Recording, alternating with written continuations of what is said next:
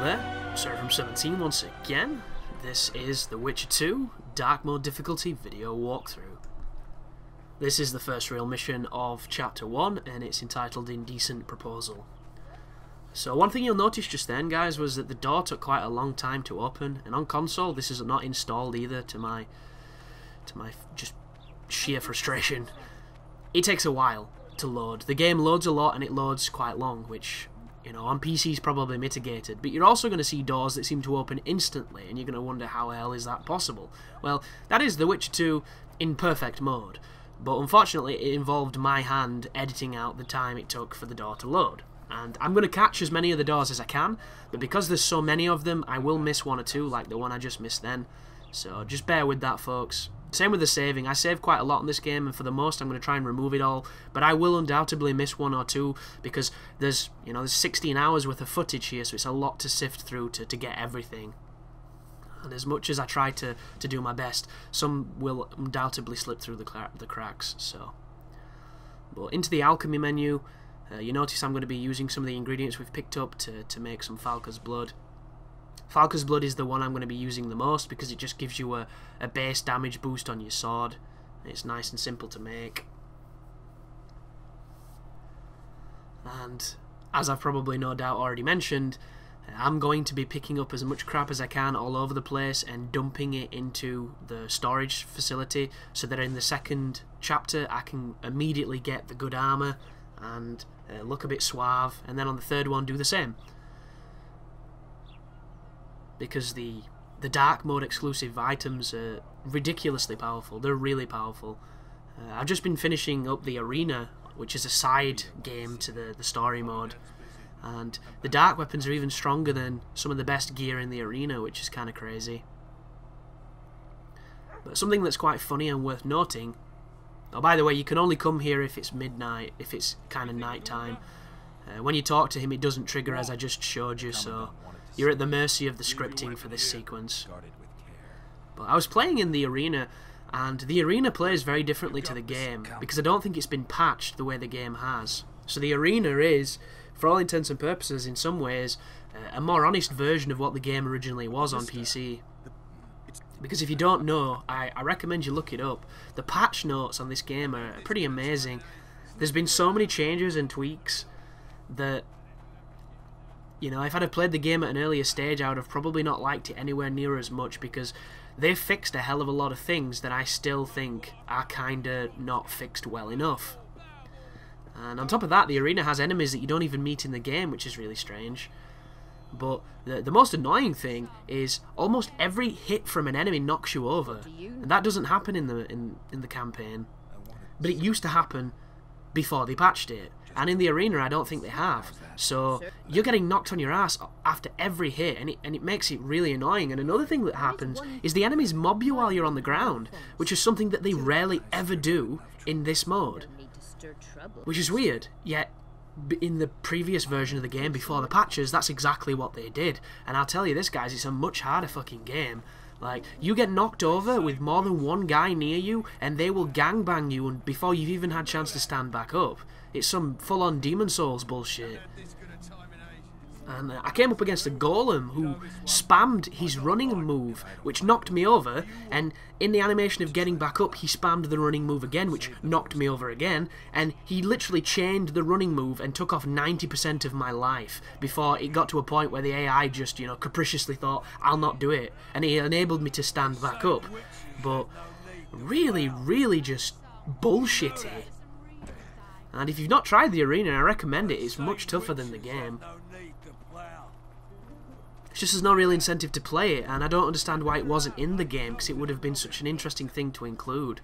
You know, every RPG has an arena, it's kind of par for the course, yet this game separates it, and you only have a couple of fights on the Roche path, which I think are really fun, but they're nothing like that arena. So, if you don't know what's happening here, folks, we're trying to embarrass these two muscle men so that we can use the, I think her name is Margaret or Matilda or something, the whore's Mama-san, to distract a guard so we can tamper with the ballista. Which I called an arbalist in an earlier episode, which is wrong, because I believe the arbalist is somebody who uses or fires the ballista. But now that you've done that and you've talked to the lady, she's going to come over here and talk to this guard. He's going to not be able to resist her feminine wiles, and we're going to be able to mess with the ballista. But some of the stuff they fixed in the game is definitely for the better. They've patched a lot of stuff, and as I mentioned, the patch notes are really interested if you're interested in that kind of thing. But The Witcher 3 is coming out in, I believe, 2015. I don't think it's this year. And I'm really excited for it now, thanks to this game. I just want them to make the combat something really, really special. Because as it stands, it's perfectly functional at times, but you know, it doesn't make you want to come back and play it. It's the story and the choices and the decisions and the consequences that make you play the game. The combat is if anything, it's a deterrent, because it's just not as good as it should be. And I've been watching some of the Witcher 1 content on YouTube, and the combat on that game looks really different. So I'm curious as to how that one works. But talking to good old Vernon Roach at this moment in time, we're going to be sneaking into the back of Laredo's house, and there is an achievement for picking up the trap part without setting off any alarms, so you will get an achievement on this next section. You also get an achievement for using this trap we're about to steal, the schematic for it. If you build it and use it against the boss of this level, you'll get an achievement for doing that too. But Roche is going to distract the first guard for us, so we've got to wait for him to do that.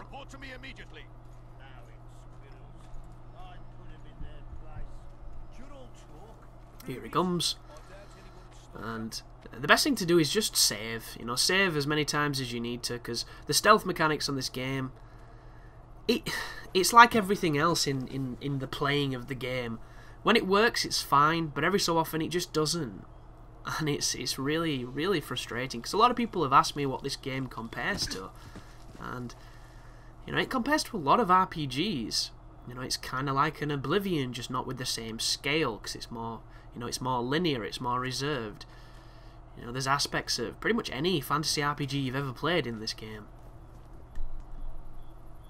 But it does have its own charm, and a lot of its charm, you know, only exists because, you know, the problems are there. And it's one of those things where there's you know, so much passion and love that's gone into the game, and ambition, that unfortunately it's not as polished as it could be. But perhaps if it was polished, it wouldn't have, you know, some of the roguish charm that it does have. But here are a couple of guards. The trap is the waypoint furthest to the north from me right now. The one to the left is going to cue a cutscene, so you can see some exposition between a sorceress named, I think it's Seal or Sealer, depending on how you want to interpret the accent above the E.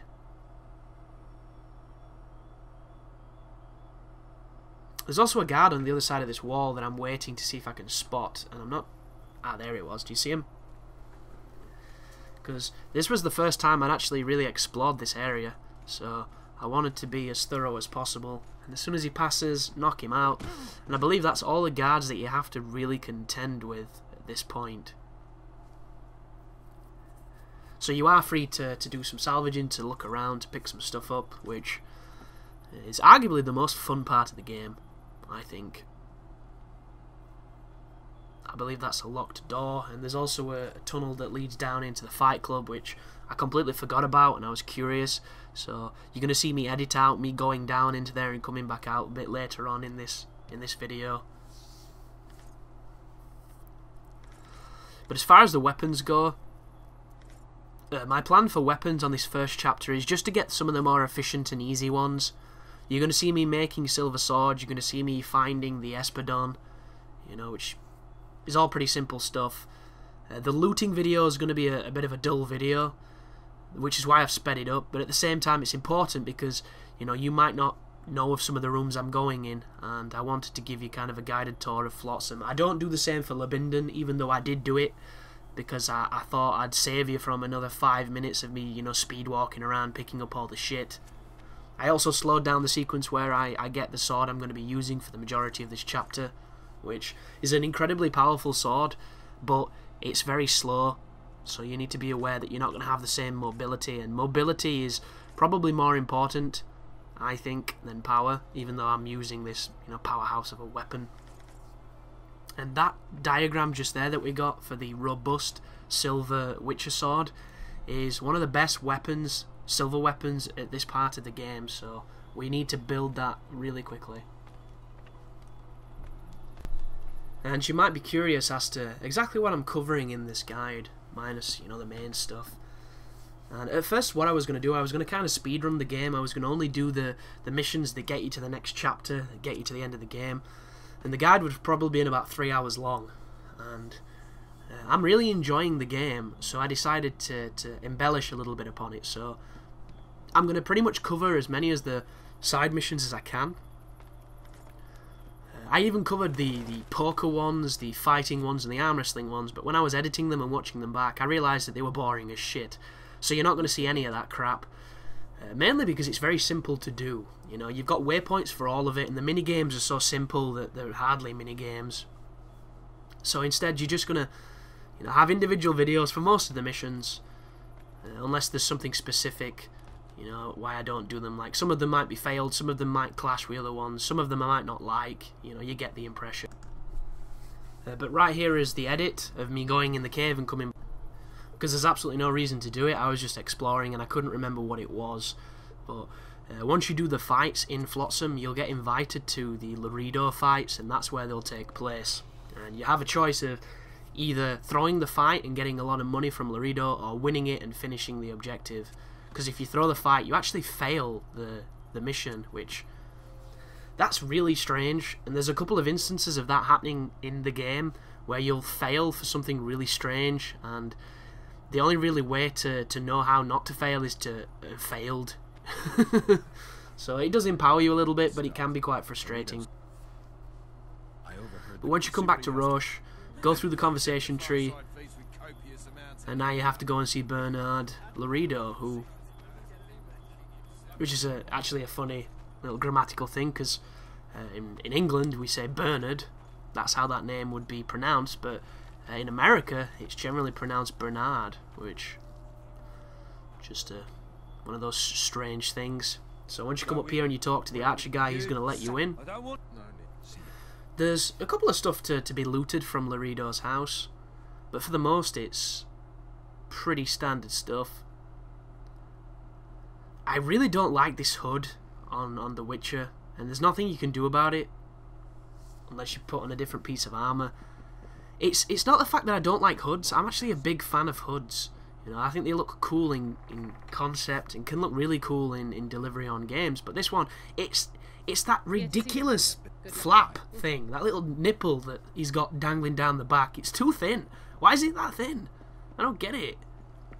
It's like a do-rag or something. I don't understand why he has it that thin. You know, not even Link had it that thin, and Link was an effeminate little elfin child. But there's the conversation with Laredo.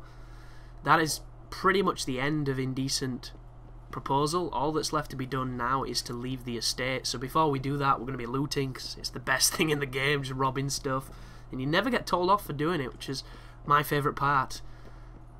I once played Morrowind many moons ago, and the first thing I did was rob someone's house, and then those bloody guards in the gold armour bummed me for the rest of the game because they hated me and I was a dirty thief. But on this game, you can steal wherever you want. My kind of game.